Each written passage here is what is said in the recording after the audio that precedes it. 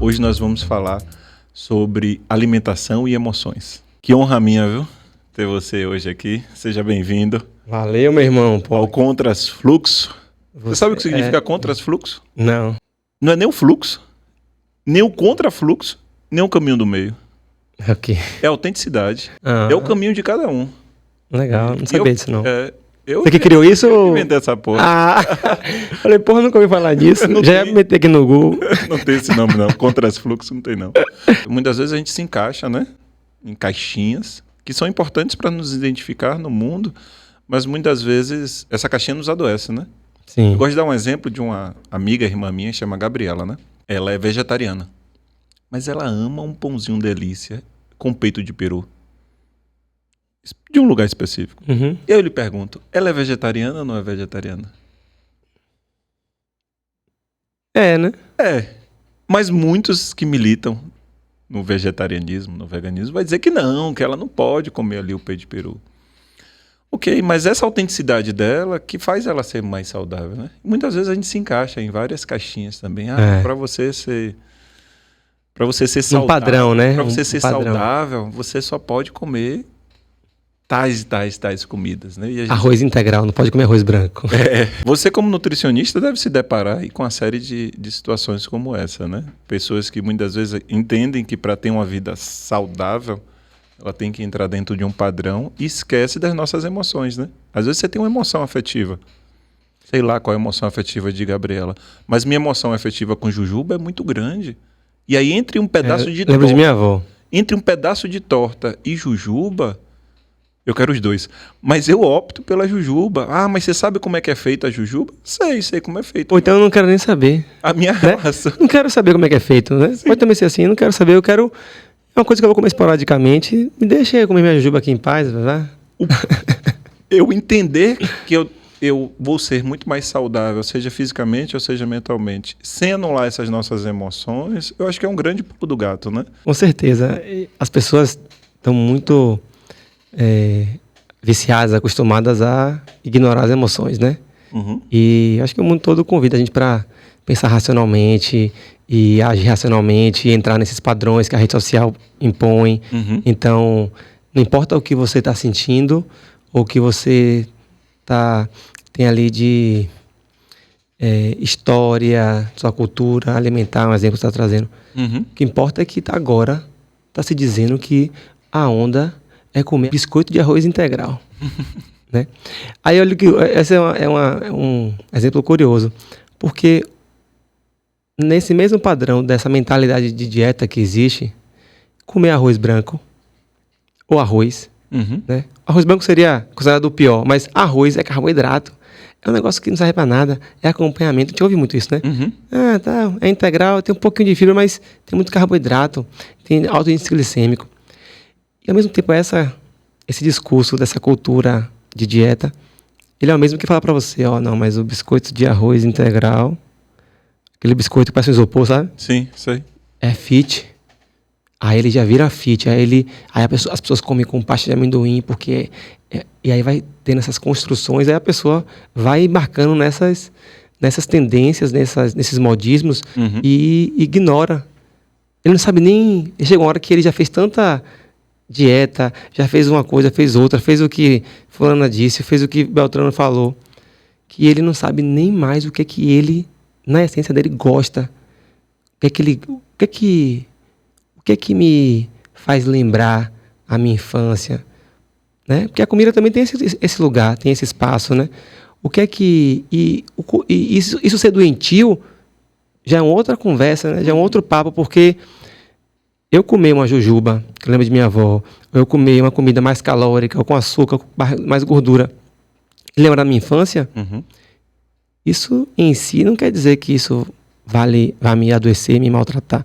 Pelo contrário, às vezes muitas das vezes pode até lhe trazer para aquele sentimento bom, sim, lhe autoacolher, lhe trazer algo bom, né?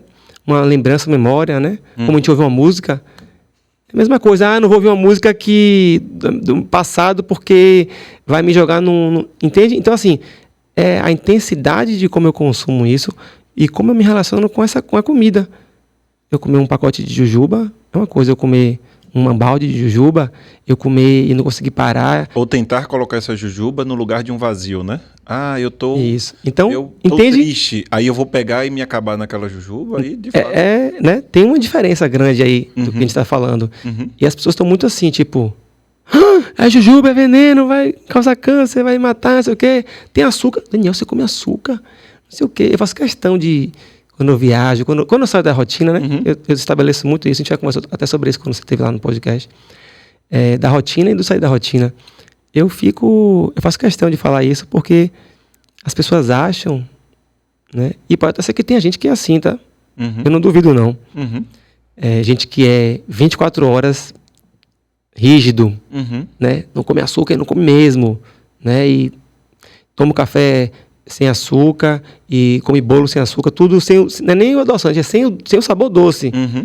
Tipo, elimina o sabor doce da vida dessa pessoa, da pessoa, e tá tudo bem. E é também importante olhar para essa pessoa, para quem tá no outro contraponto, que... Se espelhando nisso, né? Se espelhando, mas também é importante olhar que talvez aquela pessoa, ela se sente acolhida dentro daquele lugar. É meio difícil entender isso. É difícil julgar, né? O difícil é não julgar. Eu acho que o exercício de não julgar que eu acho que é a grande questão para quem não está vivendo o processo. Mas também é interessante que quem está vivendo rigidamente, se ele se consegue acolher emocionalmente dentro daquele processo, ok, é a vida dele. E aí a grande questão é a gente olhar para si. Acho que é o grande pulo do gato aí. Com certeza. Tem que encontrar de alguma forma esse equilíbrio e tem que entender que às vezes você é muito rígido numa área da sua vida ou na alimentação, mas talvez o que para você vaza em comer e mastigar seus problemas, para mim vaza em trabalhar compulsivamente. Conheço pessoas que são assim, né? Então, procuro entender o pouco que eu sei de psicologia, que eu gosto muito da sua área, entender que as compulsões, elas às vezes... saem de uma dimensão, vão para outra, né? Então, isso vai gerar para você algum problema. É exatamente assim que acontece. Dentro da psicologia, a gente entende que a melhor forma de se trabalhar não é com a abstinência. Aí a gente vai cair na questão da comida. Se você abstém, né? Você tira ali 100% privação, né? Da privação, quando você volta, isso volta... Num volume extremamente aumentado. Claro que eu estou falando psicologicamente, você volta para aquilo, mas fisicamente você sabe disso melhor do que eu. Então, você trabalhar com privação, com abstinência, o resultado a longo prazo é horrível. Isso pode se dar com relação a drogas, né? Ilícitas ou lícitas, seja o álcool, seja o cigarro, seja qualquer outro tipo de droga, mas também com relação à comida, né? São os extremos, né? Isso acontece muito no seu dia, assim, pessoas que já chegaram por vários processos de emagrecimento, de restrições e tudo mais, e agora te procuram por essa sua linha mais não restritiva? Sim. Chega já desabafando, chega já tipo, ainda bem que eu te encontrei. Ah, se eu tivesse te encontrado há não sei quanto tempo atrás. Aí vem a história toda, né? No consultório já vinha isso, quando eu estava no consultório. Vinha muito forte, porque as pessoas hoje em dia também usam a internet como um parâmetro para poder falar assim, se você for arquiteto, psicólogo, nutricionista, e se você está na rede social, acaba sendo uma vitrine também. Então as pessoas olham ali, deixa eu ver qual é a linha de trabalho dele. Ele é mais Jung, ele é mais Freud, ele é mais isso, ele é mais aquilo. Isso já também faz uma triagem, né? Mas eu já tive, por exemplo, gente que chegou super rígida, acho que nunca tinha ouvido um discurso meu na internet, eu me posicionando, e aí já rolou de bater boca comigo assim, tipo, como assim eu vou sair daqui e você não vai me passar nenhum suplemento? Você nem me pesou? Que espécie de nutricionista você é?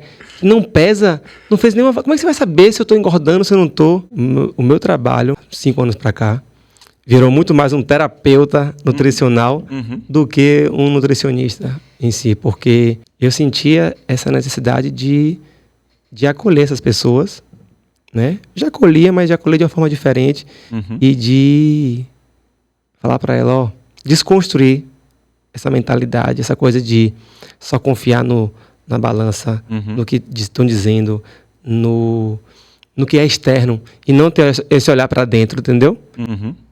Então, assim, quando eu começo a trazer a conversa para, ninguém conhece o seu corpo mais do que você mesma. Esquece isso, fulano falou que isso é bom. É bom para você?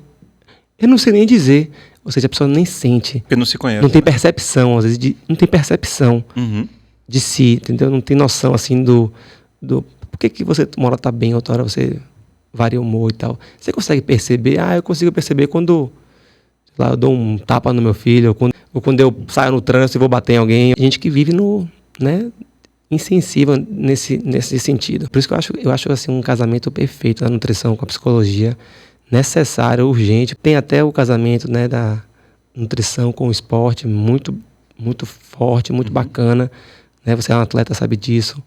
Né? De você fazer uma planilha de treino para conversar com o coach, o personal, falar, vou fazer aqui uma planilha de treino e você vai jogar aqui, adequar a esse treino dele, uma dieta, uma alimentação. Fiz isso minha vida inteira, inclusive. Show. Mas aí fica um pêndulo aqui solto, vazio, que é a dimensão, tipo, tá, se ele tiver aqui um problema com a mãe ou com o pai, ele tem um problema. Como é que você ignora isso, sabe? E aí muitos ignoraram, né? Por muito tempo, né? Então, eu vejo assim como algo muito necessário, muito importante, porque eu vejo pouca gente fazendo isso. Durante o meu tempo de autotreinamento para o Ironman, agora está pausado porque eu estou concluindo a faculdade de psicologia, mas ele vai voltar. Eu passei por 2 circunstâncias que me chamaram muita atenção, de 2 pessoas diferentes que não conseguiram completar uma prova full, uma prova de longa distância. E essas 2 pessoas tinham em comum problemas emocionais que estavam fora do esporte. Um deles era uma questão de trabalho e o outro era uma questão de separação. E essas 2 pessoas, elas não completaram a prova e atribuíram questões com relação à performance física, né? E eu fiquei pensando comigo mesmo, não dividi, até porque eu não tinha intimidade com essas pessoas, mas eu fiquei pensando o quanto o peso emocional desse processo fez com que ele não concluísse aquela prova. Eram circunstâncias totalmente diferentes. E às vezes as pessoas ficam se perguntando muito isso, seja o treinador, seja o nutricionista, seja quem foi, aonde se errou dentro do processo ali. Muitas vezes o erro foi de não cuidar da saúde mental e emocional, psíquica. A bike, foi o sapato. Mas deu tudo certo, como é que é? E eu tenho visto muito isso no atleta amador, né? Porque é onde eu vivo. Muito isso. Não consegue completar uma prova que ele fazia muito bem nos treinos, ou já fez em outra oportunidade, mas naquele momento exato ele não consegue completar a prova. E a gente tem, cada dia que passa, discutido mais sobre isso. Tanto na academia, né? Eu digo na psicologia, quanto no dia a dia, né? Eu tenho conversado com algumas pessoas mais próximas, quando me procuram para pedir dicas com relação ao triatlon ou qualquer outro esporte que eu já pratiquei, eu digo, rapaz, cuide da mente também, porque se você está querendo algum tipo de performance, né? Se você não está fazendo ali só por lazer e tudo mais, se você está querendo algum tipo de performance, pode travar. Pode travar durante o processo de treinamento e pode travar durante a prova. Porque imagine você treinar ali tanto tempo, 2, 3 anos, 1 ano, seja qual for, 6 meses, e no dia que era para concretizar aquilo que você tanto treinou, você trava, né? Eu acho que esse que é o grande diferencial do atleta aqui de elite para o... Óbvio que dentro dos atletas de elite tem o nível de preparo é muito parecido, assim, né? A performance dos caras é como um carro de Fórmula 1, né? Que o cara ganha ali na milésimo de segundo, mas eu acredito isso, é o autoconhecimento que faz a diferença do cara perceber, assim, numa adversidade que acontece, sei lá, um vento que não estava previsto, um sol, uma chuva, né? Uma prova que dura 8 horas, sei lá, uma prova que tudo pode acontecer, pode mudar, né? Enfim, coisas que vão desafiar a mente do cara. Então, eu acredito muito nisso. Todos os atletas que eu tive a oportunidade de conhecer, de trabalhar, os melhores, quanto mais experiente, mais o nível, mais alto nível, menos suplementos esses caras tomavam, menos rígido com a dieta, sabe? Não é... A gente acha que isso, falou, desculpa, é o suplemento que faltou, a estratégia de hidratação que falhou, pode até ser também, mas... Acaba negligenciando as questões emocionais, né? Às vezes o que motiva, o que motivou o cara a ganhar, né? Porque a gente vê um monte de... Os atletas que eu acompanhei que eram mais sinistros, eram os caras que, tipo, não tinham nada, não tinha nenhuma cama dentro de casa, não tinha onde dormir, não tinha... Uma vez eu acompanhei um cara do triatlo que ele não tinha toalha para se enxugar. Eu nunca tinha percebido assim, uma pessoa. Imagina. Ele se enxugava assim, ele saindo do... Aí ele falou que não tinha toalha em casa, que ele nunca teve toalha, que ele tipo assim, era normal para ele se enxugar assim. Aí ele entrava molhado no carro. Aí eu dei uma toalha para ele e tal. E eu fui tendo a noção da realidade dele, né? Depois, assim. Então, foi muito bom acompanhar essa turma. E aí eu comecei a ver, tipo, pô, o cara não tem... Tudo que eu passava para ele... Tudo não, mas quase tudo que eu passava para ele... Pô, Daniel, só rola macarrão e às vezes ovo. Tem vezes que não rola ovo, não. É macarrão com feijão, não tem carne, não tem frango, não tem ovo. E aí eu ficava... Mas eu não aprendi assim na faculdade, né? Aprendi na faculdade tendo tudo, né? Tendo a proteína, carboidrato, isso, aquilo. E aí eu via, falava, rapaz, tem um nutriente aqui que eu desconheço, que não é carboidrato, proteína, zorra nenhuma. Que é a garra mesmo, sabe? A força mental que aquela pessoa... A força mental, tipo assim, meu irmão, foi trabalhando ali. Se eu ganhar isso aqui, eu vou ganhar aquele prêmio ali. Então, tem muita coisa aqui nessa cachola que a gente subestima, né? Massa, pô, parabéns pelo esse projeto seu. Valeu. Fiquei honrado também de você me lembrar de mim, de me chamar aqui. E isso aí, velho, essa pílulazinha aí de conteúdo sacode a pessoa, joga a pessoa numa outra dimensão. Isso aí é muito, muito bacana. Parabéns, velho. Isso muda mesmo, assim, sintoniza em outra rádio, sabe? Sim, sim. E a ideia é que seja curtinho mesmo. A ideia é que seja curto. E que tenham vários, né? É melhor a gente digerir uma coisa curta do que se a gente fosse falar aqui 2 horas desse assunto. No meio do caminho, eu mesmo ia falar assim, porra, bicho. Calma, vocês estão falando de muita coisa ao mesmo tempo, é muita complexidade. Então, se você gostou, curta, compartilhe, comente, que vai ser muito bacana aí pra gente. Valeu? Valeu. Obrigado, irmão.